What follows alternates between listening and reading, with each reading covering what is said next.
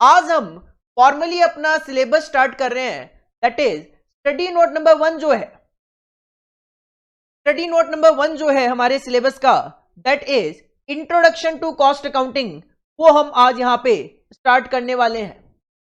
Introduction to cost accounting जो है वो आज हम यहां पे स्टार्ट करने वाले हैं। देखो, किसी भी सब्जेक्ट की नॉलेज लेनी हो, भले ही वो प्रैक्टिकल हो, भले ही वो थ्योरेटिकल हो, तो सबसे पहले हमें उस सब्जेक्ट का थोड़ा सा इंट्रोडक्शन समझना होता है। इंट्रोडक्शन का मतलब क्या होता है? अगर कोई भी सब्जेक्ट है, जैसे आपका सब्जेक्ट का नाम है कॉस्ट अकाउंटिंग, तो एज ए स्टूडेंट मेरा ये मानना है कि मेरे माइंड में क्यूरियोसिटी आती है कि सर कॉस्ट अकाउंटिंग जो सब्जेक्ट का नाम है, इसका मतलब क्या होता है।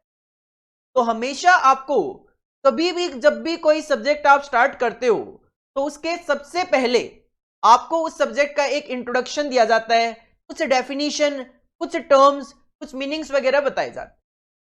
देखो, अकाउंटिंग वर्ड किसी के लिए नया नहीं है। I think 11th class, 12th class, foundation level पे आप अकाउंटिंग की डेफिनेशन पढ़ते हो। जब भी मैं बच्चों से पूछता हूं फेस टू फेस क्लासेस में कि बेटा अकाउंटिंग क्या होता है, तो मेरे सामने कई आंसर आते हैं। कुछ बच्चे कहते हैं सर फाइनेंशियल ट्रांजैक्शन जहां पे रिकॉर्ड होते हैं वो अकाउंटिंग होता है। कुछ बच्चे बुकिश डेफिनेशन बताते हैं कि sir recording, classification, summarization, analyse करना, इंटरप्रेट करना फाइनेंशियल ट्रांजैक्शन को फाइनेंशियल अकाउंटिंग कहलाता है। तो नो डाउट अकाउंटिंग की अगर मैं बात करूं, तो अकाउंटिंग आप कह सकते हो कि सर अकाउंटिंग में क्या होती है? रिकॉर्डिंग। अकाउंटिंग में क्या होता है? क्लासिफिकेशन। अकाउंटिंग में क्या होता है? समराइजेशन। देन उस डेटा को किया जाता है इंटरप्रेट, एनालिसिस, और उसके बेसिस पे जो भी आपको कैलकुलेशन बेस्ड कैलकुलेशन करनी है वो आप करते हो। लेकिन मुझे यहां पे अकाउंटिंग की डेफिनेशन से ज्यादा मतलब नहीं है। देखो, 3 तरीके की अकाउंटिंग होती है। सर अकाउंटिंग 3 तरीके की होती है, कौन कौन सी? फाइनेंशियल अकाउंटिंग, कौन कौन सी? Financial accounting, cost accounting and management accounting. ऐसा बिल्कुल नहीं कहूंगा इसके अलावा कोई अकाउंटिंग नहीं होती, लेकिन मुझे जितनी जरूरत है मैं उसकी बात कर रहा हूं, अपने सिलेबस के पॉइंट ऑफ व्यू से मैं बात कर रहा हूं। सर अकाउंटिंग 3 तरीके की। फाइनेंशियल अकाउंटिंग आप पढ़ते हो 11th 12th foundation. Cost accounting पढ़ने वाले हैं। मैनेजमेंट अकाउंटिंग, सर थोड़ा बहुत पोर्शन आपको कॉस्ट अकाउंटिंग में भी मैनेजमेंट अकाउंटिंग का दिखेगा। देखो, फाइनेंशियल अकाउंटिंग क्यों है, कॉस्ट अकाउंटिंग क्यों है और मैनेजमेंट अकाउंटिंग क्यों है, मतलब सर तीनों का पर्पज क्या है? आप सबने फाइनेंशियल अकाउंटिंग पढ़ा हुआ होता है। फाइनेंशियल अकाउंटिंग में आपने क्या की होती है? Journal entry. उसके बेसिस पे आपने लेजर पोस्टिंग करी हुई होती है, लेजर्स बनाए हुए होते हैं। उसके बेसिस पे आपने ट्रायल बैलेंस बनाए हुए होते हैं, प्रॉफिट एंड लॉस भी बनाते हो, बैलेंस शीट भी बनाते हो। लेकिन फाइनेंशियल अकाउंटिंग का मेन पर्पज क्या है? सर एक बिजनेस की फाइनेंशियल पोजीशन बताना, प्रॉफिट एंड लॉस अकाउंट से नेट प्रॉफिट या लॉस फाइंड आउट करना, और बैलेंस शीट से एक बिजनेस की फाइनेंशियल पोजीशन देखना, क्या मेरे पास एसेट्स है, क्या मेरी लायबिलिटी। लेकिन आप ये जो सब कुछ देखते हो, प्रॉफिट एंड लॉस अकाउंट बनाते हो, बैलेंस शीट होती है, ये किस पॉइंट ऑफ व्यू से होती है? पूरी की पूरी ऑर्गेनाइजेशन के पॉइंट ऑफ व्यू से, पूरी की पूरी ऑर्गेनाइजेशन के पॉइंट ऑफ व्यू से। तो फाइनेंशियल अकाउंटिंग का मेन पर्पज क्या होता है? टू फाइंड आउट प्रॉफिट और लॉस ऑफ एन ऑर्गेनाइजेशन, और बैलेंस शीट से आप फाइनेंशियल पोजीशन भी देख सकते हो। लेकिन अगर मैं कहूं एक कंपनी बना रही है 2 तरीके के प्रोडक्ट ए और बी, और उस कंपनी का, मान लो एक कंपनी है ए लिमिटेड, और वो 2 तरीके के प्रोडक्ट बनाती है, से एग्जांपल पी और क्यू, और अगर मैं इस कंपनी का ए लिमिटेड का आपके सामने प्रॉफिट एंड लॉस अकाउंट रख दूं, और मैं आपसे ये पूछूं प्रोडक्ट पी को बनाने की कॉस्ट क्या है वो देखकर बताओ, और प्रोडक्ट क्यू को बनाने की क्या कॉस्ट आई है वो जरा प्रॉफिट एंड लॉस अकाउंट देखकर बताओ, तो क्या आप बता पाओगे कि प्रोडक्ट पी को बनाने की क्या कॉस्ट आई है, प्रोडक्ट क्यू को बनाने की कॉस्ट क्या आई है प्रॉफिट और लॉस अकाउंट को देखकर? Sir answer is no. Profit and loss account को देखकर आप ये नहीं बता सकते कि प्रोडक्ट बी को बनाने की मेरी क्या कॉस्ट है और प्रोडक्ट क्यू को बनाने की मेरी क्या कॉस्ट है। तो अगर मुझे जानना है कि हर एक प्रोडक्ट जो मैं बनाता हूं उसके लिए मेरी क्या कॉस्ट इनकर हो रही है, सिमिलरली अगर मैं आपसे पूछूं पी को बेचकर क्या प्रॉफिट है, क्यू को बेचकर क्या प्रॉफिट है, अलग अलग बताओ, अगेन आप प्रॉफिट एंड लॉस अकाउंट से दोनों का प्रॉफिट अलग अलग नहीं बता सकते। तो अगर आपको जानना है कि पी से क्या प्रॉफिट है, क्यू से क्या प्रॉफिट है, पी को बनाने की क्या कॉस्ट है, क्यू को बनाने की क्या कॉस्ट है, तो उसके लिए आपको हेल्प लेनी पड़ेगी कॉस्ट अकाउंटिंग। तो कॉस्ट अकाउंटिंग का मेन पर्पज ही क्या है, to find out the cost and profit of a product, या फिर जहां जहां प्रोडक्ट वर्ड यूज किया जाए, मैं सर्विस के लिए भी कैलकुलेशन कर सकता हूं।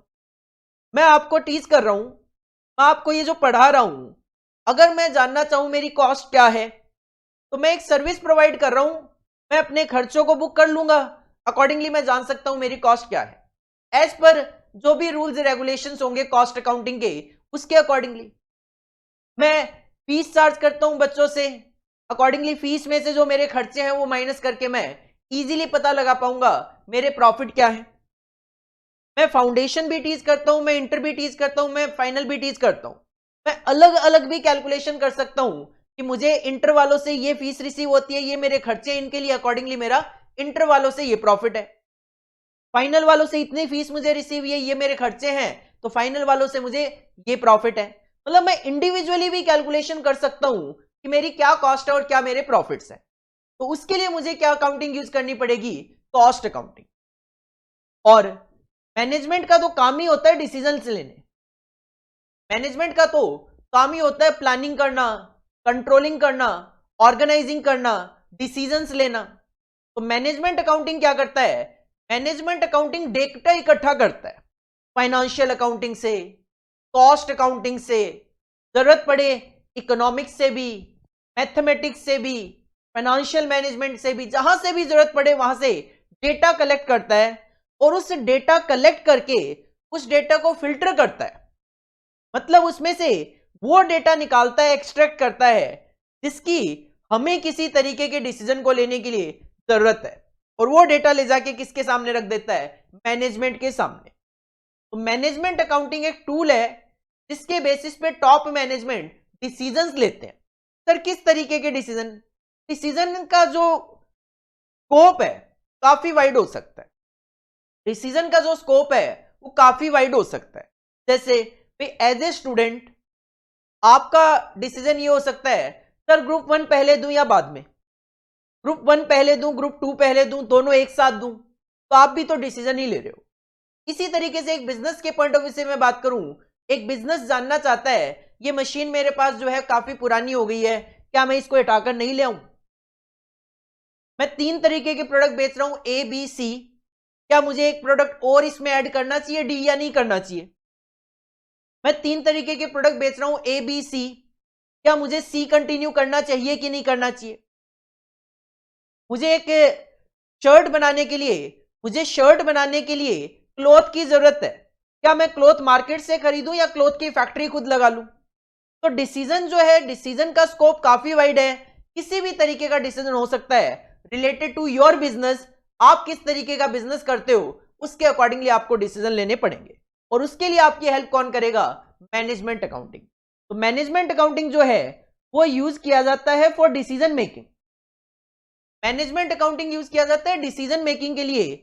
और डिसीजन मेकिंग के लिए डेटा कहां से आता है, तो जैसा कि मैंने कहा कहीं से भी डेटा आप इकट्ठा कर सकते हो, मेनली कहां से आता है, तो sir on the basis of data received from financial and cost accounting. Mainly data कहां से कलेक्ट करते हैं, सिर्फ फाइनेंशियल अकाउंटिंग और कॉस्ट अकाउंटिंग से, लेकिन जरूरी नहीं है केवल यहीं से। अगर आपको लगता है भाई इकोनॉमिक्स का कोई डेटा चाहिए, मैथमेटिक्स का डेटा चाहिए, यू कैन कलेक्ट और take decision on the basis of data received. तो सर 3 तरीके की accounting, financial accounting, cost accounting, management accounting. Financial accounting आपको पूरे बिजनेस का प्रॉफिट और लॉस बताता है। अगर मुझे प्रोडक्ट वाइज या पर सर्विस, सर्विस वाइज प्रॉफिट और लॉस या कॉस्ट पता करने हैं, कॉस्ट अकाउंटिंग हेल्प करेगा। और किसी भी तरीके का डिसीजन लेना है तो मैनेजमेंट अकाउंटिंग आपकी हेल्प करेगा। सर ये तो बात हुई अकाउंटिंग की, कि अकाउंटिंग इस तरीके की होती है, और ये हमने देखा। अब जो सब्जेक्ट का नाम है, सब्जेक्ट का नाम क्या है, कॉस्ट अकाउंटिंग। सर कॉस्ट का मतलब होता है खर्चे, एक्सपेंसेस इनकर्ड, किस पे, या तो प्रोडक्ट को बनाने में, उसको डिस्ट्रीब्यूट करने में, और अगर आप बात करते हो कि सर मैं तो प्रोडक्ट नहीं बनाता, मैं तो सर्विस प्रोवाइड करता हूं, तो जो आप सर्विस प्रोवाइड करोगे उस पे खर्च है। तो कॉस्ट का एक सिंपल सा मतलब अगर मैं कहूं, expenses incurred on manufacturing the product, distribution of product और on providing the service. Cost का सिंपल सा मतलब expenses incurred on manufacturing the product, distribution of product और on providing the services. Simple definition of cost, simple definition of cost. Sir cost समझ में आता है खर्चे, तो अकाउंटिंग की डेफिनेशन इस कॉस्ट के अंदर मर्ज कर दो, तो कॉस्ट अकाउंटिंग की डेफिनेशन क्या बन जाएगी? 4 वर्ड आपको ध्यान में रखने हैं। सर डेटा कलेक्ट करूंगा, कलेक्शन, उसको रिकॉर्ड करूंगा, देन उसको क्लासीफाई करूंगा कि कौन सा खर्चा डायरेक्ट है, कौन सा खर्चा इनडायरेक्ट है, कौन सा खर्चा वेरिएबल है, कौन सा खर्चा फिक्स्ड है, जो भी क्लासिफिकेशन पॉसिबल है वो कर सकता हूं। समराइजेशन के पॉइंट ऑफ व्यू से हम प्रॉफिट एंड लॉस कॉस्टिंग में भी बना सकते हैं। Collection, recording, classification and summarization of expenses incurred, किस पे? Sir on manufacturing the product, distribution of product और ऑन प्रोवाइडिंग द सर्विस। तो 4 वर्ड ऐड करने हैं। सर डेटा कलेक्ट करूंगा, कलेक्शन, देन उसको रिकॉर्ड करूंगा, रिकॉर्डिंग, क्लासीफाई करूंगा, डायरेक्ट, इनडायरेक्ट, वेरिएबल, फिक्स्ड, जो भी कॉस्ट अकाउंटिंग में क्लासिफिकेशन होते हैं, जो कि हमें as a part study note number 1 का ही थर्ड जो पार्ट है उसमें हमें क्लासिफिकेशन ऑफ कॉस्ट देखना भी है। देन उसका समराइजेशन मतलब प्रॉफिट एंड लॉस बनाना, किसका? सर कॉस्ट का, expenses incurred on manufacturing the product, distribution of product और ऑन प्रोवाइडिंग द सर्विस। बस ये जो सिस्टम है अकाउंटिंग का, this system of accounting is known as cost accounting. This system of accounting is known as cost accounting. Cost accounting की definition क्या है? Collection, recording, classification and summarization of expenses incurred on manufacturing the product, distribution of product or on providing the services. This system of accounting is known as cost accounting. This system of accounting is known as cost accounting. This system of accounting is known as cost accounting. I hope आप सबको cost और cost accounting की definition clear हो गई होगी। Cost क्या है, cost accounting क्या है, ये दो डेफिनेशन आई थिंक आप सबको क्लियर हो गई होगी। सर कॉस्ट ये है और कॉस्ट अकाउंटिंग ये है। यहां पे मेरे माइंड में एक क्वेश्चन अराइज होता है, और वो क्वेश्चन क्या है? सर क्वेश्चन ये है कि एक कंपनी बनाती है ये डिजिटल पेन, एक कंपनी बनाती है ये डिजिटल पेन, और मैं आपको एजुकेशन की सर्विस प्रोवाइड कर रहा हूं।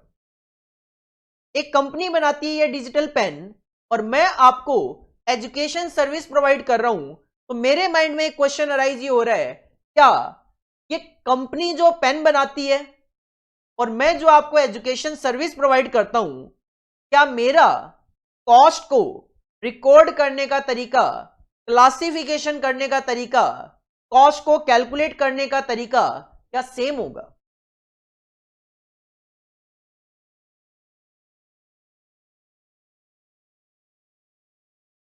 मेरे माइंड में ये क्वेश्चन अराइज होता है कि सर क्या डिजिटल पेन बनाने वाली कंपनी और एक पर्सन जो एजुकेशन सर्विस प्रोवाइड कर रहा है, क्या हमारी दोनों का कॉस्ट कैलकुलेशन का तरीका सेम होगा? Answer is no. Answer is no. तो फिर कौन मुझे बताए कि ये डिजिटल पेन बनाने वाली कंपनी अपनी कॉस्ट कैसे कैलकुलेट करे और मैं अपनी कॉस्ट कैसे कैलकुलेट करूं? तो हमारे सिलेबस में काफी सारे मेथड्स ऑफ कॉस्टिंग है। एक्चुअल में जो मेथड होता है कॉस्ट को कैलकुलेट करने का, उस मेथड को ही नाम दिया गया है कॉस्टिंग। तो कॉस्टिंग की डेफिनेशन क्या है? एक तरीके से कि एक ऐसा सिस्टम, एक ऐसी प्रोसीजर तो हमें बताता है कि डिजिटल पेन बनाने वाली कंपनी कैसे कॉस्ट कैलकुलेट करे और मैं उसको कैसे कैलकुलेट करूं। तो ये हमें क्या बताता है, ये हमें बताता है procedure, ascertainment of procedure for calculation of cost in a particular case।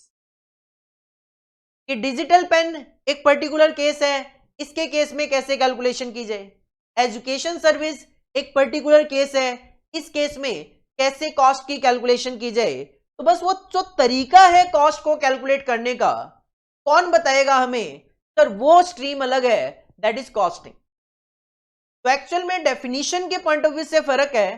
Cost accounting का काम है रिकॉर्डिंग से रिलेटेड, लेकिन वो रिकॉर्डिंग होनी कैसे है वो कौन बताएगा, कॉस्टिंग। तो कॉस्टिंग आपको बताएगा होना कैसे है, कैलकुलेशन कैसे करनी है, जबकि वो हमें कॉस्ट अकाउंटिंग क्या बताएगा। कॉस्ट अकाउंटिंग कहता है रिकॉर्डिंग करना, कॉस्ट अकाउंटिंग है। क्लासिफिकेशन करना, कॉस्ट अकाउंटिंग है। कैसे करना है रिकॉर्डिंग, कैसे करना है classification, that is known as costing, that is known as costing. और जब आप कॉस्टिंग और कॉस्ट अकाउंटिंग, कॉस्टिंग आपको क्या बता रहे हैं, एक प्रोसीजर, कॉस्टिंग आपको क्या बता रहे हैं, एक प्रोसीजर। कॉस्ट अकाउंटिंग क्या बता रहा है, करना क्या है, रिकॉर्डिंग करनी है। सर कैसे करना है, सर कॉस्टिंग बताएगा। जब आप इन दोनों को एक्चुअल में अप्लाई करोगे, जब आप इन दोनों को कंबाइंड कर दोगे, तो वो कॉम्बिनेशन कंबाइंड जो है वो कहलाता है, वो जो कॉम्बिनेशन है वो कहलाता है कॉस्ट अकाउंटेंसी, वो कहलाता है कॉस्ट अकाउंटेंसी। तो सिंपल अगर मैं आपको कहूं कि कॉस्ट अकाउंटिंग क्या है, तो you can say sir cost accounting plus costing जो है इसको कॉस्ट अकाउंटेंसी बोला गया। कॉस्ट अकाउंटेंसी की डेफिनेशन क्या है, when principles of cost accounting and costing are applied. जब आप कॉस्टिंग, वो क्या कहता है, रिकॉर्डिंग करो, क्लासिफिकेशन करो।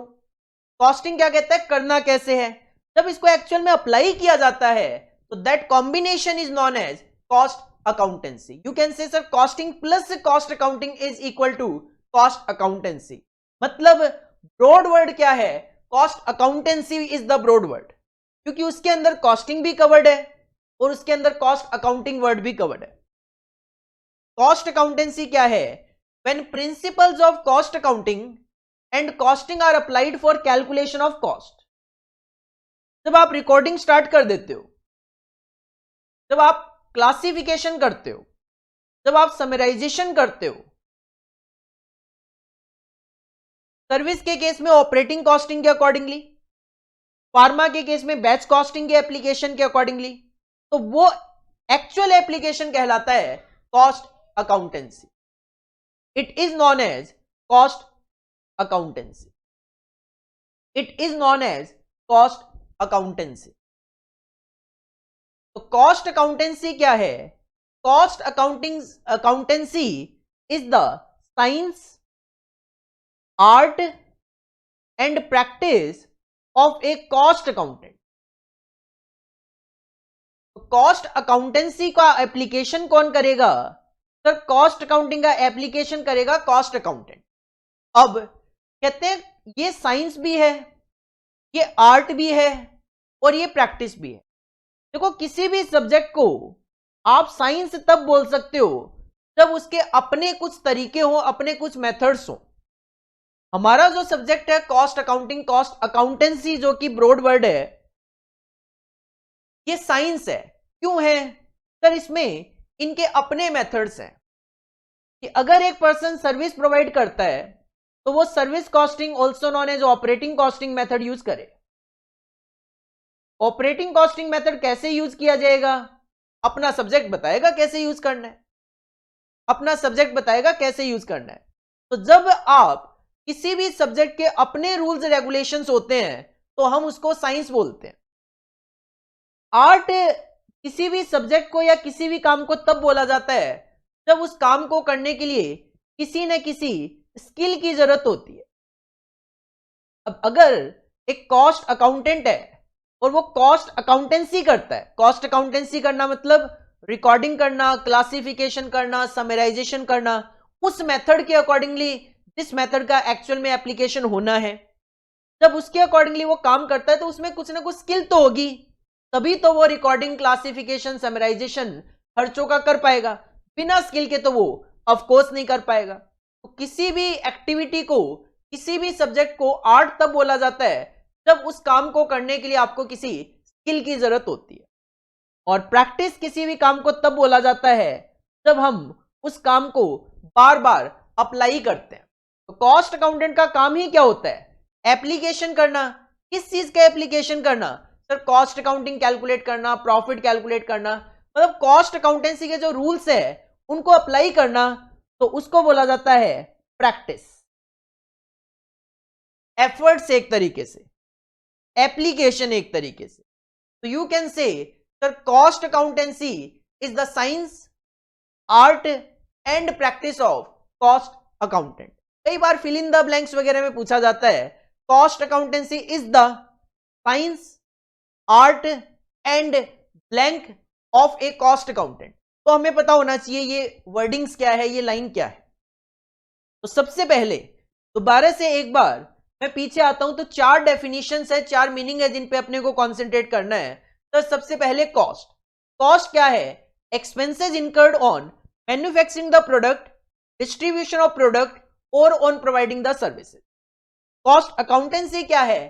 Collection, recording, classification and summarization of expenses incurred on manufacturing the product, distribution of product or on providing the services. This system of accounting is known as cost accounting. This system of accounting is known as cost accounting. Sir costing क्या है? Costing हमें बताता है ascertainment of a procedure for calculation of cost in a particular case is known as costing.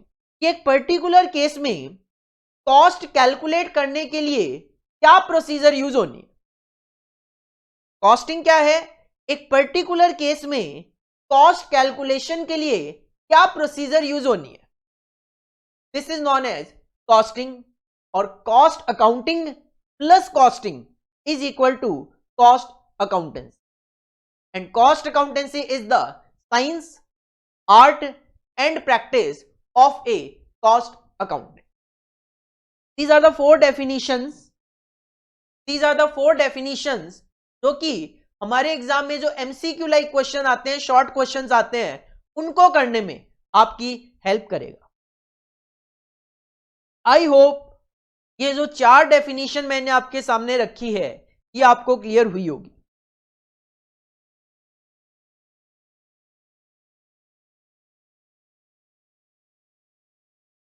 इसके बाद एक question arise होता है, देखो कहीं ना कहीं फाइनेंशियल अकाउंटिंग में कुछ कमियां थी जिसकी वजह से कॉस्ट अकाउंटिंग को इंट्रोड्यूस करना पड़ा। वो कमियां क्या थी अगर मैं एक आध आपके सामने रखूं, तो पहली कमी ये थी कि एक ऑर्गेनाइजेशन जब कोई प्रोडक्ट बनाती थी, एक पर्सन कोई सर्विस प्रोवाइड करता था, तो वो ये जानना चाहता था कि भाई मैंने ये जो प्रोडक्ट बनाया है, इस प्रोडक्ट को बनाने की मेरी क्या कॉस्ट है। और कहीं ना कहीं फाइनेंशियल अकाउंटिंग इस पर्पस को सॉल्व करके नहीं दे रहा था, जिसकी वजह से हमें एक नया सब्जेक्ट इंट्रोड्यूस करना पड़ा, and that subject is known as cost accounting. हमें एक नया सब्जेक्ट इंट्रोड्यूस करना पड़ा, that subject is known as cost accounting. तो पहला रीजन क्या है कॉस्ट अकाउंटिंग के इमर्ज होने का? Why cost accounting emerged as a specialised discipline. June 2018 में ये क्वेश्चन भी पूछा गया था 5 मार्क्स की वेटेज के साथ, 5 मार्क्स की वेटेज के साथ, 5 मार्क्स की वेटेज के साथ हमसे ये क्वेश्चन भी पूछा गया था। तो सबसे पहला रीजन क्या है सर? सबसे पहला रीजन है limitations of financial accounting. Limitation of financial accounting, limitation of financial accounting. कि फाइनेंशियल अकाउंटिंग में कुछ कमियां थी जिसकी वजह से कॉस्ट अकाउंटिंग को as a new discipline introduce करने की जरूरत पड़ी। दूसरा, जैसा कि मैंने कहा भाई मैं कोई प्रोडक्ट बनाता हूं, तो मैं जानना चाहता हूं भाई मेरी कॉस्ट क्या है, ताकि मैं ये कंपेयर भी कर सकूं कि अगर मेरे ही जैसा कोई प्रोडक्ट और भी बनाता है तो कहीं मेरी कॉस्ट ज्यादा तो नहीं आ रही। मैं अपनी कॉस्ट को कम से कम करना चाहता हूं। तो industry becomes cost consciousness. Industry जो है वो कॉस्ट कॉन्शियसनेस हो गई, मतलब कि ऑर्गेनाइजेशन ये जानना चाहती थी मेरी कॉस्ट कहीं उसके कंपैरिजन में ज्यादा तो नहीं आ रही, कॉस्ट मेरी कम से कम आनी चाहिए। तो accordingly industry becomes cost consciousness. हर कोई ऑर्गेनाइजेशन अपनी कॉस्ट जानना चाहता था, इसकी वजह से कॉस्ट अकाउंटिंग इंट्रोड्यूस करने की जरूरत पड़ी। तीसरा, इंडस्ट्री में जो डेवलपमेंट है वो ज्यादा होने लगा। इंडस्ट्री में जो डेवलपमेंट है वो ज्यादा होने लगा। इंडस्ट्री में डेवलपमेंट बढ़ गया, मतलब कहूं तो सिंपल सी बात है, प्रोडक्शन का लेवल बढ़ गया, प्रोडक्शन का वॉल्यूम बढ़ गया। अब जब रैपिड इंडस्ट्रियल डेवलपमेंट हुई, अलग अलग तरीके के नए नए प्रोडक्ट बनने लगे, प्रोडक्शन का वॉल्यूम बढ़ने लग गया, तो फाइनेंशियल अकाउंटिंग के लिए ये मुश्किल हो गया कि हर एक प्रोडक्ट की अलग अलग कॉस्ट कैसे निकाली जाए। तो अलग से एक सब्जेक्ट इंट्रोड्यूस करने की जरूरत पड़ी, कॉस्ट अकाउंटिंग। कुछ अलग से रूल्स बनाए गए कि कॉस्ट कैसे कैलकुलेट की जाए। चौथा, जब मार्केट में इन्फ्लेशन देखने को मिला कि हर एक प्रोडक्ट के प्राइसेस बहुत ज्यादा बढ़ रहे हैं, तो उस प्राइस को कंट्रोल करने के लिए गवर्नमेंट ने देखा कि जब तक इन प्रोडक्ट की कॉस्ट नहीं पता चलेगी कि भी इसको बनाने की क्या कॉस्टिंग आ रही है, प्रोडक्ट को बनाने की क्या कॉस्टिंग आ रही है, तब तक हमें यह नहीं पता चल पाएगा कि ये जो प्राइसेस रखे जा रहे हैं ये रीजनेबल रखे भी जा रहे हैं कि बहुत हाई प्राइसेस रखे जा रहे हैं। अकॉर्डिंगली कॉस्ट अकाउंटिंग को इंट्रोड्यूस करने की जरूरत पड़ी कि एक ऐसा सिस्टम होना चाहिए ताकि हम उसकी कॉस्ट को पता कर सकें, और कॉस्ट पता करने का मतलब है हम उसके बेसिस पे एक रीजनेबल प्राइस भी डिटरमाइन कर सकें, एक रीजनेबल प्राइस भी डिटरमाइन किया जा सके। इसके अलावा मार्केट में कंपटीशन बढ़ने लग गया। पहले केवल इक्का दुक्का लोग ही किसी प्रोडक्ट को बनाते थे, अब उसको 18, 20, 25, 30 लोग बनाने लग गए, अलग अलग प्राइसेस मार्केट में आने लग गए। तो मैं भी ये जानना चाहूंगा कि यार मैं कितना और प्राइस कम कर सकता हूं इसका, और वो प्राइस अगर आप कम करना चाहते हो तो आपको अपनी कॉस्ट कम करनी पड़ेगी। कितना मैं कॉस्ट कम कर सकता हूं, कैसे अपनी कॉस्ट को कम कर सकता हूं, और ये सारे के सारे टेक्निक कहां पे है सर, कॉस्ट अकाउंटिंग में। कॉस्ट को कंट्रोल करना, कॉस्ट को कंट्रोल करने का मतलब होता है पहले एक स्टैंडर्ड्स बनाना कि कॉस्ट आपकी आनी कितनी चाहिए, पहले एक स्टैंडर्ड क्रिएट करना कि आपकी कॉस्ट आनी कितनी चाहिए। देन जब आप एक्चुअल में प्रोडक्शन करो तो उसके साथ कंपेयर करके देखो कि आपकी कॉस्ट कहीं ज्यादा तो नहीं आ रही, और अगर ज्यादा आ रही है तो क्यों आ रही है ये पता लगाना, और जो भी उसके पीछे कारण है उसके लिए रेमेडियल एक्शंस लेना कि सर ऐसा करके मैं अपनी कॉस्ट को कंट्रोल कर सकता हूं। तो कॉस्ट को कंट्रोल करने के लिए ऑर्गेनाइजेशंस ने कॉस्ट अकाउंटिंग की जरूरत समझी। देन काफी सारे लॉ आ गए to comply with legislation like essential commodities act, industrial development and regulation act. कुछ एक्ट आ गए, रूल्स रेगुलेशंस आ गए, अब उनको समझने के लिए भी कॉस्ट अकाउंटिंग की जरूरत पड़ने लग गई। भाई कॉस्ट कैसे निकाले। देखो रीजन तो एक ही है, रीजन मोटा मोटी तो एक ही है कि भाई हर ऑर्गेनाइजेशन ये जानना चाहती थी मैं जो बना रहा हूं उसकी मेरी क्या कॉस्टिंग है। क्यों जानना चाहती थी, उसके रीजन अलग अलग हैं। सर एक तो फाइनेंशियल अकाउंटिंग में कुछ कमी आती, क्या कमी थी सर, हर एक प्रोडक्ट की अलग अलग कॉस्ट नहीं कैलकुलेट कर पा रहा था।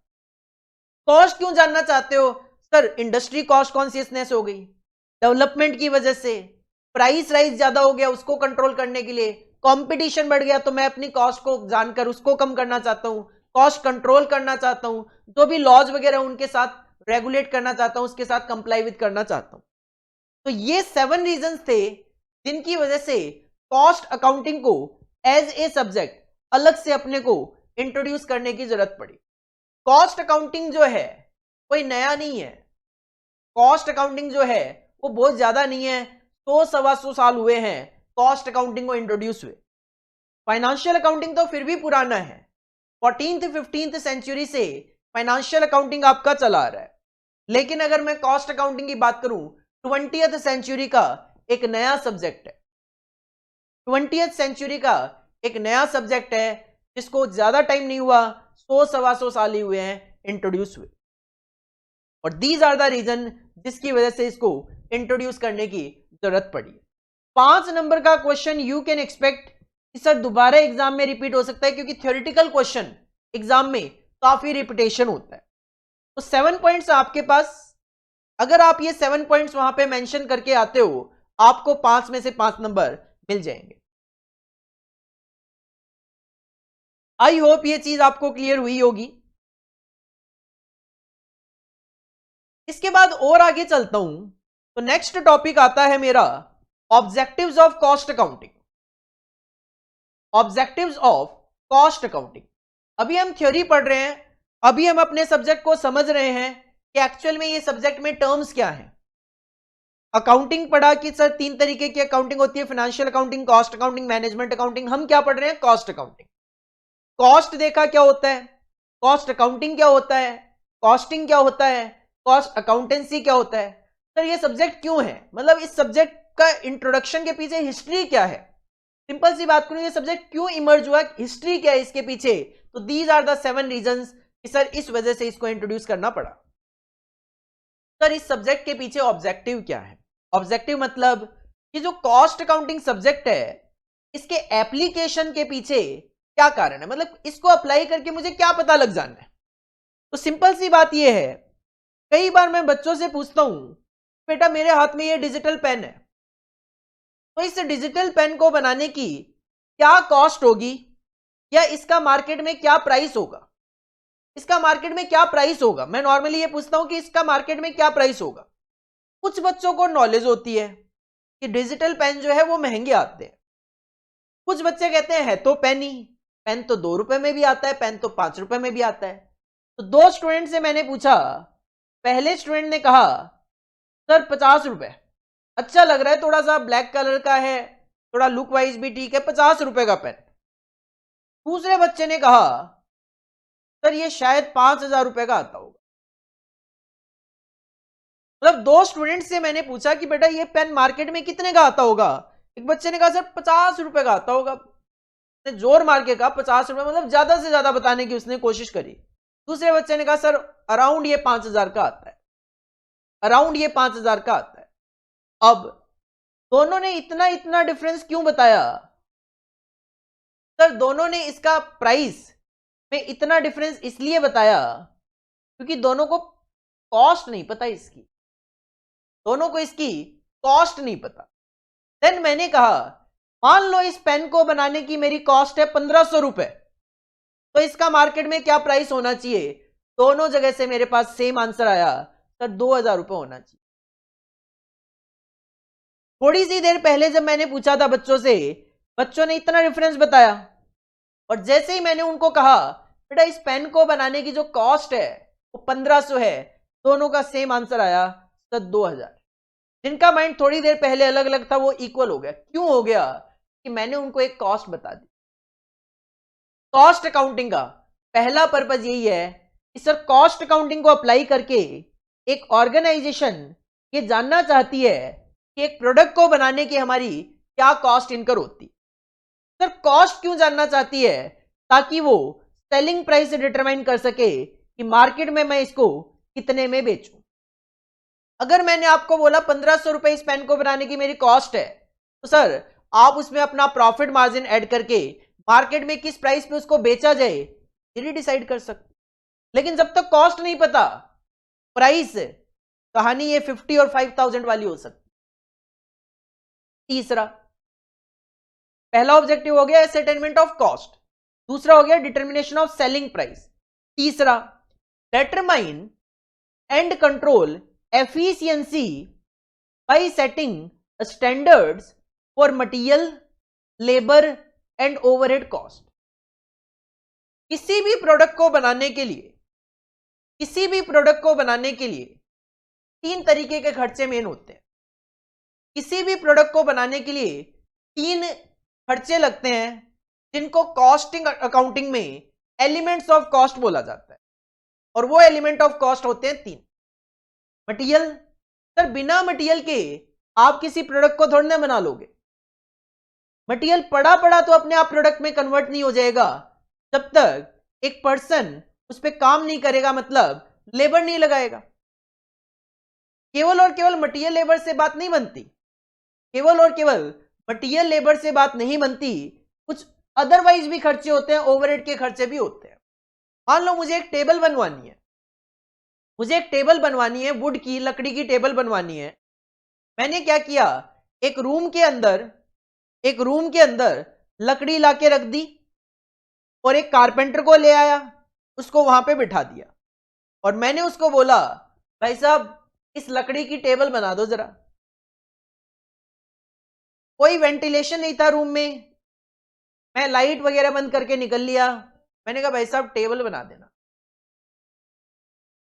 ना उसको मैंने फेविकॉल दिया, ना मैंने उसको नेल स्कील्स वगैरह दी, ना मैं उसको लाइटिंग प्रोवाइड करवा रहा हूं, तो क्या वो प्रोडक्ट बना लेगा, टेबल बना देगा?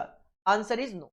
सर केवल मटेरियल लेबर से बात नहीं बनती, केवल वुड दे दूंगा, कारपेंटर को बिठा दूंगा, कोई जादू थोड़ी ना करेगा कि टेबल बना देगा जादू से, नहीं, तो लाइटिंग वगैरह की जरूरत भी पड़ेगी, मतलब कुछ अदर एक्सपेंसेस भी लगेंगे, कुछ इनडायरेक्ट नेचर के खर्चे भी होते हैं और उनको क्या बोला जाता है, उसको बोला जाता है ओवरहेड कॉस्ट।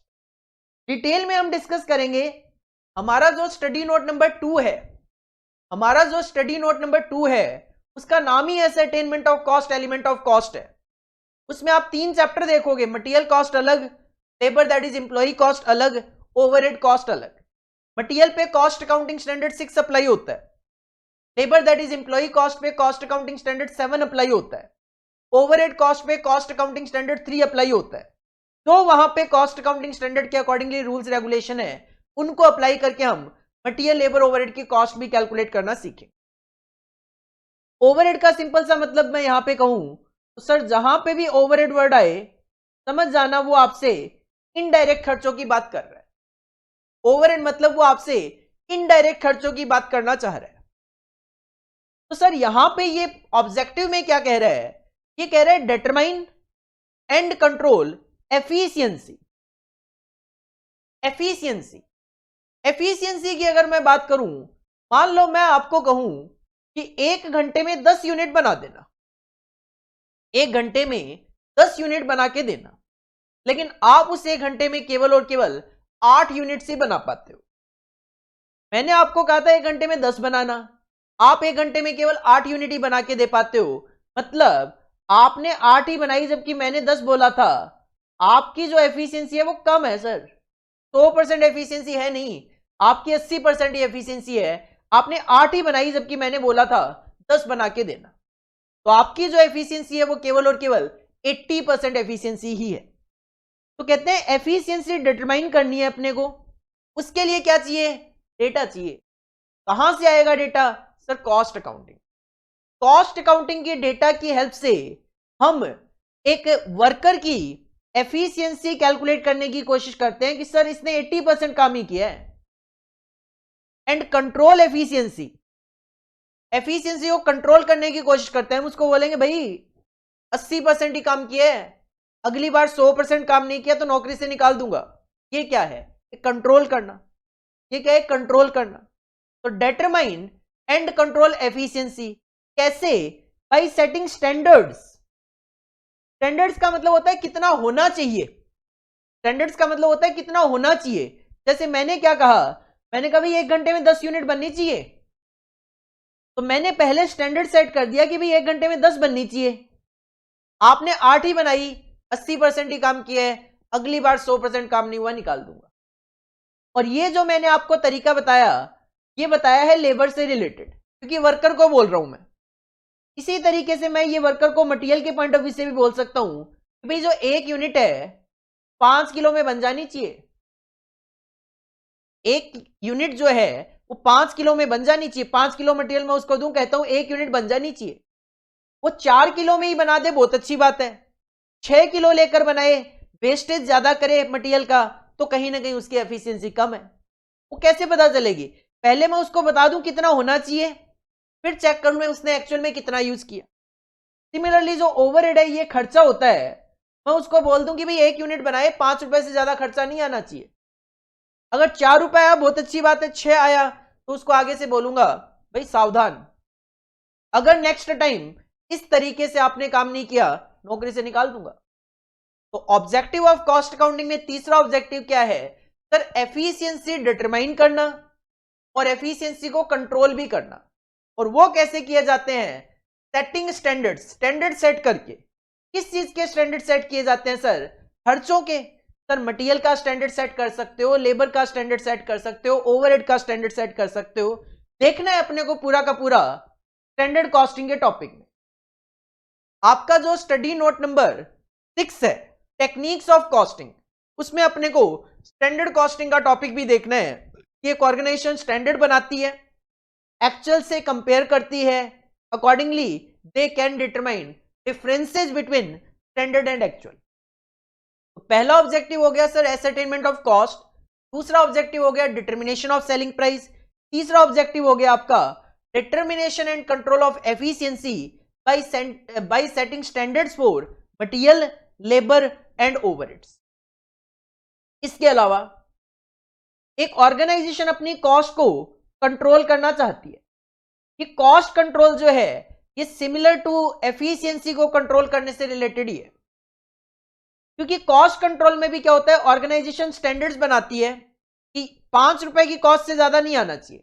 जैसे हुआ क्या, यहां पे मैंने आपको मटेरियल की क्वांटिटी से रिलेट करवाया, लेकिन जब कॉस्ट कंट्रोल की बात आती है तो यहां पे क्वांटिटी नहीं, हम स्पेसिफिकली कॉस्ट को कंट्रोल करने की कोशिश करते हैं। हम कहते हैं 5 रुपए की कॉस्ट आनी चाहिए। अगर बाई चांस 6 रुपए की कॉस्ट आ गई तो पता करेंगे क्यों आई 6 रुपए की कॉस्ट, 1 रुपए की कॉस्ट ज्यादा क्यों आई, और फ्यूचर में उसको कंट्रोल करने की कोशिश करेंगे। या फिर मेरी प्रोडक्ट की बनाने की कॉस्ट है मान लो 10 रुपए, मेरा जो कॉम्पिटिटर है उसके बनाने की कॉस्ट है 8 रुपए, मैं जब प्रोडक्ट बनाता हूं 10 रुपए कॉस्ट आती है, और मुझे पता लगता है कि मेरा जो कॉम्पिटिटर है वो वही चीज 8 रुपए में बना लेता है, तो मैं कोशिश करूंगा अपनी कॉस्ट को कम करने की। तो कॉस्ट कंट्रोल नॉर्मली तब यूज किया जाता है जब आप पहले एक स्टैंडर्ड सेट करते हो, एक्चुअल को उसके साथ कंपेयर करते हो और देखते हो कि इतनी मेरी कॉस्टिंग ज्यादा है और उसके अकॉर्डिंगली मैं उसको कंट्रोल करने की कोशिश करूं। लेकिन जब मैं अपनी कॉस्ट को इंडस्ट्री में कंपेयर करता हूं कि यार मेरी कॉस्टिंग तो ज्यादा आ रही है उनके कंपैरिजन में, तो मैं अपनी कॉस्ट को जब परमानेंटली रिड्यूस करने की कोशिश करता हूं, परमानेंटली मतलब मटेरियल कोई दूसरा चेंज करके, वर्कर्स बेटर यूज करके, तो ज्यादा प्रोडक्टिविटी जनरेट कर सके, परमानेंट अगर रिडक्शन में करने की कोशिश करता हूं तो उसको बोला जाता है कॉस्ट रिडक्शन। इसके अलावा अगर आप अपने प्रोडक्ट की कॉस्ट निकालना चाहते हो, सेलिंग प्राइस निकालना चाहते हो, तो आप इजीली प्रॉफिट भी निकाल सकते हो। मैं कहता हूं सर बनाने की कॉस्ट है 5 रुपए, बेचा है 8 रुपए में, बनाने की कॉस्ट है 5 रुपए में, बेच दिया 8 रुपए में, तो सर सिंपल सी बात है 3 रुपए आपका प्रॉफिट है। तो कॉस्ट अकाउंटिंग का ऑब्जेक्टिव प्रॉफिट कैलकुलेट करना भी है, हर एक प्रोडक्ट से अलग अलग, हर एक सर्विस का अलग अलग। इसके अलावा जैसे कि स्टार्टिंग में मैंने बताया मैनेजमेंट अकाउंटिंग डिसीजन मेकिंग के लिए डेटा कहां से कलेक्ट करता है सर? फाइनेंशियल अकाउंटिंग और कॉस्ट अकाउंटिंग से। तो इसका मतलब कॉस्ट अकाउंटिंग से भी तो कलेक्ट करता है, मतलब कॉस्ट अकाउंटिंग असिस्ट करता है, हेल्प करता है मैनेजमेंट अकाउंटिंग की, किसमें? इन मैनेजरियल डिसीजन मेकिंग। मैनेजमेंट को डिसीजन मेकिंग के लिए डेटा चाहिए, कहां से सर? कॉस्ट और फाइनेंशियल अकाउंटिंग। इसके अलावा आपके पास बच गया लास्ट में स्टॉक। मान लो आप मंथली बेसिस पे स्टॉक कैलकुलेशन कर रहे हो और आप कहते हो सर 31 जनवरी को मेरे पास 5000 यूनिट स्टॉक में बच गई, तो उसकी वैल्यू क्या है, उसकी कॉस्ट क्या है, कैलकुलेट करने में कॉस्ट अकाउंटिंग हमारी हेल्प करता है। और कॉस्ट अकाउंटिंग में रूल ये है, कॉस्ट अकाउंटिंग में इन्वेंट्री वैल्यूएशन का रूल ये है कि valuation of inventory cost basis पे होता है। आप लोगों ने फाइनेंशियल अकाउंटिंग में भी वैल्यूएशन ऑफ इन्वेंट्री पढ़ा होगा, और वहां पे आपने पढ़ा होगा कॉस्ट और NRV whichever is lower, cost और NRV whichever is lower, ये आपने कॉन्सेप्ट पढ़ा हुआ होगा अकाउंटिंग स्टैंडर्ड 2 के अंदर फाइनेंशियल अकाउंटिंग में। बट हमारे यहां पे ऐसा कोई कॉन्सेप्ट नहीं चलता, हमारे यहां पे केवल और केवल कॉस्ट कॉन्सेप्ट चलता है कि हम जो इन्वेंट्री का वैल्यूएशन करते हैं वो केवल और केवल कॉस्ट बेसिस पे वैल्यूएशन करते हैं। अगर मैं कहता हूं 1 यूनिट को बनाने की मेरी कॉस्ट है 5 रुपए और मेरे पास बच गई 1000 यूनिट, तो सर 5 × 1000 5000 रुपए मेरी इन्वेंट्री का वैल्यू है। तो these are the 7 objectives of cost accounting. Sir क्या क्या ऑब्जेक्टिव है? Ascertainment of cost, determination of selling price, determine and control efficiency by setting standards for material, labour and overheads, cost control and cost reduction, ascertainment of profit of each activity, assisting in managerial decision making and to determine the value of inventory। Exam में question आएगा 5 number की weightage का आएगा, आपके पास 7 points हैं, आप इसमें से 5, 6 या 7 जितने भी आपको याद हो लिखोगे, आपको 5 आउट ऑफ 5 मार्क्स वहां पे मिलने के चांसेस हैं अगर 100% एक्यूरेसी के साथ आप लिखते हो तो।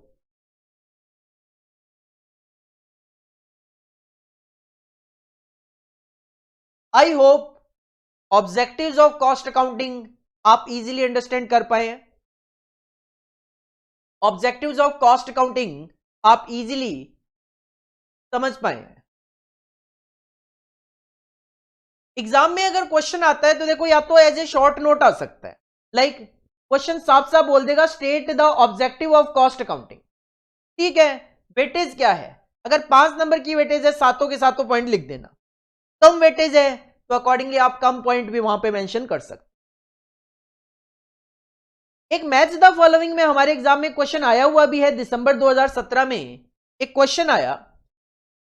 कॉलम 1 में होता क्या है, जब मैच द फॉलोइंग आता है तो कॉलम 1 में काफी सारे आइटम होते हैं, नॉर्मली 5 आइटम होते हैं, और कॉलम 2 में 5 या कई बार उससे ज्यादा भी होते हैं कंफ्यूज करने के लिए, ताकि आप सारे के सारे ऐसे मैच ना कर सको कि आपको 4 आते हो मान ले, तो 5वां जो है वो आपको ऑटोमेटिक पता चल जाता है कि भाई अब इसके लिए यही बचा हुआ है।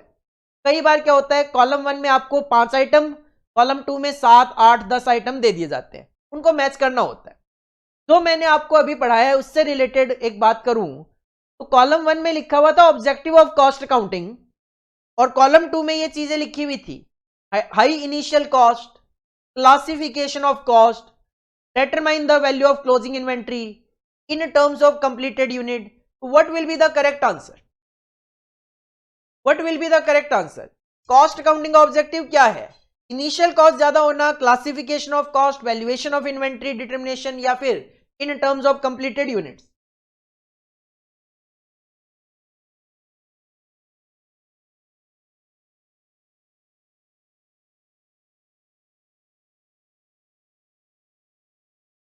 तो सर हमने अभी अभी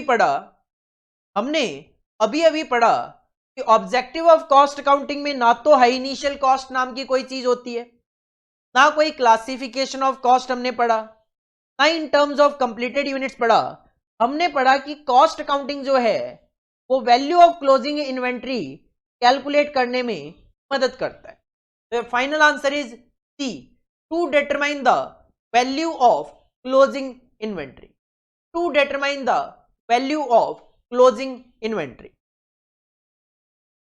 to determine the value of closing inventory, that will be your final answer. तो इस तरीके से एग्जाम में क्वेश्चन आ सकता है, जरूरी नहीं है as the match the following ही आए, हो सकता है एज ए एमसीक्यू ऊपर लिख दो ऑब्जेक्टिव ऑफ कॉस्ट अकाउंटिंग, नीचे 4 ऑप्शन दिए हुए हैं ए बी सी डी, अपने को करेक्ट जो भी है वो सिलेक्ट करना है। इसके बाद नेक्स्ट टॉपिक आता है, जो कि आज की क्लास का अगर मैं बात करूं तो लास्ट टॉपिक हमारा रहेगा, बाकी हम नेक्स्ट क्लास में कंटिन्यू करेंगे इसी टॉपिक को। तो आज की क्लास का जो लास्ट टॉपिक आता है हमारा, वो आता है सर जो कॉस्ट अकाउंटेंसी होता है। Cost accountancy is the broad word, इसमें कॉस्टिंग भी कवर्ड है, इसमें कॉस्ट अकाउंटिंग भी कवर्ड है। इसका स्कोप क्या है, तो कहां पे ये यूज होता है? स्कोप का मतलब कहूं सर कहां कहां ये यूज होता है, तो सिंपल सी बात है, कॉस्ट अकाउंटेंसी यूज होता है कॉस्ट को कैलकुलेट करने में, कॉस्ट अकाउंटेंसी यूज होता है कॉस्ट अकाउंटिंग में, मतलब रिकॉर्डिंग क्लासिफिकेशन में। सर कॉस्ट अकाउंटेंसी यूज होता है कॉस्ट को कंट्रोल करने में, कॉस्ट अकाउंटेंसी यूज होता है कॉस्ट की रिपोर्ट्स को प्रिपेयर करने में, कॉस्ट अकाउंटेंसी यूज होता है जब ऑडिटर ऑडिट करने आता है, ऑडिटर जब चेक करने के लिए आता है कि हमने जो अकाउंट्स मेंटेन किए हैं वो सही किए हैं कि नहीं किए, कॉस्ट ऑडिट में हेल्प करता है। कॉस्ट अकाउंटेंसी यूज होता है कॉस्ट को एनालाइज करने में। तो कॉस्ट अकाउंटेंसी का जो स्कोप है 6 पॉइंट्स में हमें यहां पे गिवन है, काफी सिंपल है सर। सबसे पहले तो एसरटेनमेंट ऑफ कॉस्ट, कि कॉस्ट अकाउंटेंसी को अप्लाई करके, कॉस्ट अकाउंटेंसी को यूज करके हम कैलकुलेट करके पाते हैं अपने प्रोडक्ट और सर्विस की कॉस्ट। तो पहला पॉइंट हो गया cost ascertainment to find out the cost of product और service. Second, cost accounting, sir इसका मतलब रिकॉर्डिंग वगैरह में हेल्प करेगा कि ट्रांजैक्शन कैसे रिकॉर्ड किए जाए। तो recording of expenditure incurred, recording of expenditure incurred, कि हमारे जो खर्चे होते हैं उनको रिकॉर्ड करते हैं कॉस्ट अकाउंटेंसी के अंदर। कॉस्ट कंट्रोल की मैं बात करूं तो कॉस्ट कंट्रोल की डेफिनेशन है, it is the process. Cost control होता क्या है सर? ये एक प्रोसेस होती है कॉस्ट को कंट्रोल करने की। कंट्रोल कैसे किया जाता है? तो जैसा कि मैंने पहले भी कहा, एक ऑर्गेनाइजेशन क्या करती है, पहले स्टैंडर्ड बना लेती है कि भाई 5 रुपए की कॉस्ट आनी चाहिए। अब उस 5 रुपए की कॉस्ट जब सेट कर ली तो अकॉर्डिंगली एक कंट्रोल करने की कोशिश करती है। तो it is the process of regulating the action, तो as to keep the element of cost, मतलब material, labour, overhead. Element of cost में 3 एलिमेंट कवर होते हैं, material, labour and overheads, within the set parameters. Set parameters का मतलब standard, कि जो हमने पैरामीटर सेट किए अपने खर्चों के, उसके अंदर अंदर अपनी कॉस्ट को रखने के लिए एक्शन करना, एफर्ट्स करना ही कॉस्ट कंट्रोल कहलाता है। कॉस्ट कंट्रोल क्या? It is the process of regulating the action, action लेना ताकि हम अपनी कॉस्ट को with in the set parameter standards के अंदर अंदर रख सके। तो कॉस्ट कंट्रोल। कॉस्ट रिपोर्ट्स, जैसा कि हम कह रहे हैं बार बार कि हम टॉप मैनेजमेंट या मैनेजमेंट को इंफॉर्मेशन प्रोवाइड करते हैं, तो ये तो है नहीं कि जर्नल एंट्री प्रोवाइड कर देंगे सर। उनको जिस इंफॉर्मेशन की जरूरत होगी उसको एक रिपोर्ट की फॉर्म में उनके पास भेजा जाएगा। तो reports are prepared for use by the management. Reports को यूज कौन करेगा? Management at different levels. Like एक एचआर मैनेजर है, ह्यूमन रिसोर्स मैनेजर है, उसको वर्कर्स से रिलेटेड डेटा की जरूरत हो सकती है, लेकिन एक मैनेजमेंट को डिसीजन लेना है कि प्रोडक्ट सी को मैं फ्यूचर में कंटिन्यू करूं या ना करूं, तो उसको प्रोडक्ट सी से रिलेटेड प्रॉफिट और लॉस के डेटा की जरूरत हो सकती है। तो डिपेंडिंग अपॉन कि मैं क्यों आपसे रिपोर्ट मांग रहा हूं, उसके अकॉर्डिंगली रिपोर्ट प्रोवाइड करवाई जाएगी बनाकर। तो reports are prepared for use by the management at different levels. Cost reports क्यों बनाई जाती है, क्या हेल्प मिलेगी? कॉस्ट रिपोर्ट हेल्प इन, उसके बेसिस पे प्लानिंग की जा सकती है, आगे कंटिन्यू करना है कि नहीं करना। उसके बेसिस पे कंट्रोल किया जा सकता है कि भाई किस प्रोडक्शन लेवल पे हम काम करें। अभी हम 10,000 यूनिट बना रहे हैं, उसको बढ़ाना है नहीं बढ़ाना। परफॉर्मेंस अप्रेजल, परफॉर्मेंस अप्रेजल मतलब कि भाई एक मैनेजर है, मान लो प्रोडक्शन मैनेजर, वो प्रोडक्शन करवा रहा है, तो उसकी परफॉर्मेंस कैसी है, सही है प्रोडक्शन, जितना प्रोडक्शन होना चाहिए, जिस मटेरियल में होना चाहिए, जितनी लेबर से होना चाहिए, हो पा रहा है कि नहीं हो पा रहा।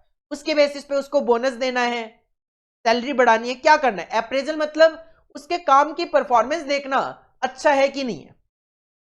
एंड फाइनली ऑफ कोर्स उसके बेसिस पे लिए जा सकते हैं decision making. Cost report help in planning, control, performance appraisal and managerial decision making.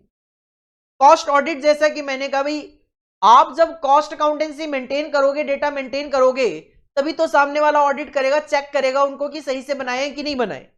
अगर वही प्रॉपर नहीं है वो चेक क्या करेगा? तो कॉस्ट ऑडिट का मतलब, ऑडिट जहां पे वो वर्ड आ जाए समझ जाना, चेकिंग, वेरिफिकेशन करना आपने जो मेंटेन किया वो सही है कि नहीं है। और अगर ये कॉस्ट ऑडिट है मतलब आपने जो कॉस्ट अकाउंटिंग मेंटेन करी है, कॉस्ट का जो डेटा मेंटेन करा हुआ है वो सही है या नहीं है, इस चीज को चेक करना, इस चीज को वेरीफाई करना। तो cost audit is the verification of correctness of cost account, कि आपने जो कॉस्ट अकाउंट मेंटेन किए हैं वो सही है कि नहीं, इसका वेरिफिकेशन करना। Its purpose is not only to ensure arithmetic accuracy of cost record, केवल ये चेक करना नहीं कि आपकी कैलकुलेशन ठीक है कि नहीं है, but also to see the principle and rules have been applied correctly. जैसा कि मैंने कहा कि भाई मटेरियल के लिए कॉस्ट अकाउंटिंग स्टैंडर्ड 6 होता है, लेबर के लिए कॉस्ट अकाउंटिंग स्टैंडर्ड 7 है, ओवरहेड के लिए कॉस्ट अकाउंटिंग स्टैंडर्ड 3 है। तो कॉस्ट अकाउंटिंग स्टैंडर्ड्स में रूल्स और प्रिंसिपल ही तो लिखे हुए हैं। तो कॉस्ट ऑडिट में ये चेक किया जाएगा कि जैसा कॉस्ट अकाउंटिंग स्टैंडर्ड्स में लिखा हुआ है क्या आप उसके अकॉर्डिंगली अकाउंटिंग मेंटेन कर रहे हो कि नहीं कर रहे, वो क्या है, कॉस्ट ऑडिट है। और फाइनली अगर मैं बात करूं एनालिसिस ऑफ कॉस्ट, आप कॉस्ट का एक एनालिसिस कर सकते हो, मेरे जो खर्चे हैं उनमें क्या क्या खर्चा आ रहा है, क्या खर्चा आना चाहिए था, एक्चुअल में क्या खर्चा आ रहा है, क्यों आ रहा है, अगर ज्यादा खर्चा आ रहा है तो ये सारी चीजें आप एनालाइज कर सकते हो कॉस्ट डेटा से। तो एनालिसिस ऑफ कॉस्ट क्या है, ये भी एक प्रोसेस है, process of locating the factors responsible for difference in actual cost from the budgeted cost. आपने एक बजट सेट किया, बजट का मतलब होता है एस्टिमेशन सेट किया कि 20 रुपए की कॉस्ट आनी चाहिए, एक्चुअल में 25 रुपए आई, 5 रुपए ज्यादा आई, क्यों आई, उसका एनालिसिस करना।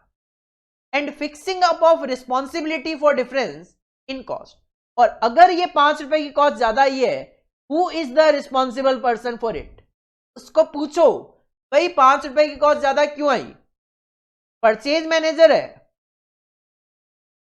परचेज मैनेजर है, परचेज मैनेजर की रिस्पॉन्सिबिलिटी थी मटेरियल को खरीदना है 5 रुपए पर केजी में, एक्चुअल में उसने 6 रुपए पर केजी पूछा, purchase manager is responsible for this 1 rupee difference. उससे पूछो भाई 1 रुपए क्यों ज्यादा दिया आपने, मतलब क्या ऐसा हुआ मार्केट में, क्या ऐसी सिचुएशन आई कि 1 रुपए ज्यादा आ गया। अब 2 सिचुएशन क्रिएट करता हूं, वो कहते हैं सर जीएसटी बढ़ गया था इस वजह से ये 1 रुपए का खर्चा ज्यादा आया, परचेज मैनेजर की कोई गलती नहीं है, भाई जीएसटी बढ़ाना कम करना गवर्नमेंट का काम है, बढ़ा दिया, मेरी कॉस्टिंग 1 रुपए की ज्यादा है, इंडस्ट्री में सबकी ज्यादा ही होगी, इंडस्ट्री में सबकी कॉस्ट ज्यादा ही होगी। लेकिन मैं कहता हूं एक्चुअल में प्लानिंग में गड़बड़ ये रह गई कि मैंने ये मटेरियल जल्दीबाजी में परचेज किया, इमरजेंसी में ऑर्डर प्लेस किया, इसकी वजह से ये 1 रुपए की कॉस्ट ज्यादा आई है।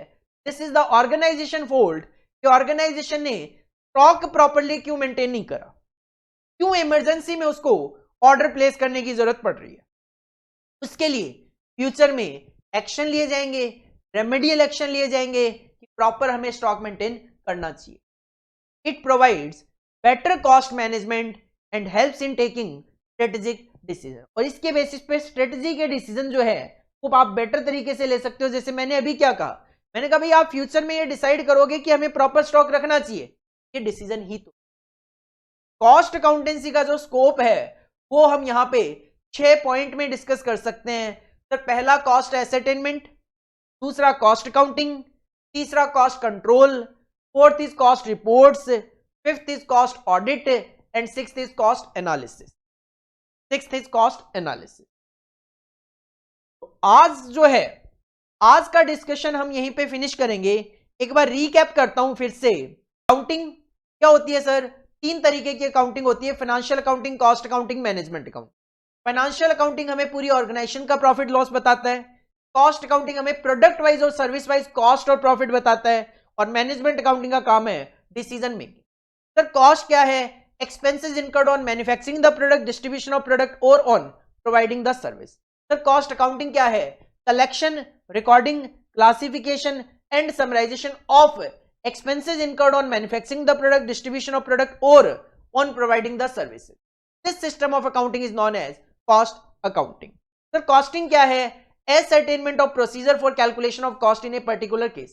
एक particular case में cost calculate करने का तरीका क्या होगा, that तरीका is known as costing. और जब हम costing plus cost accounting कहते हैं तो that is equal to cost accountancy, and cost accountancy is science, art and practice of cost accountant. ये याद करना है आपको, fill in the blanks like question में आता है। कॉस्ट अकाउंटिंग क्यों इंट्रोड्यूस किया गया, why cost accounting emerge, sir 7 reason है।